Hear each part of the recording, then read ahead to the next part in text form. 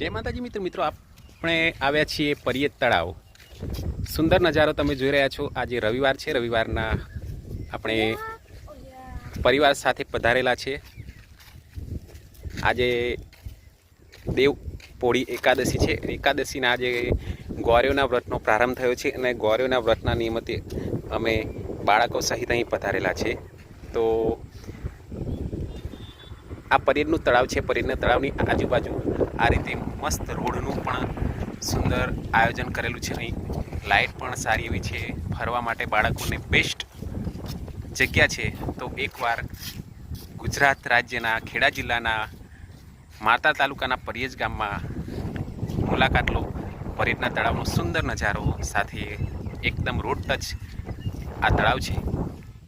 તમે જોઈ શકો છો અંદર કેટલા કમળ પણ ખીલેલા છે અને આજુબાજુ સુંદર આયોજન પણ કરેલું છે। અહીં મિત્રો ખાવા પીવાની કોઈ વસ્તુ મળશે નહીં, પરંતુ તમે સાથે લઈને આવો તો તમને બાળકો સાથે મસ્તી અને મજા આવશે।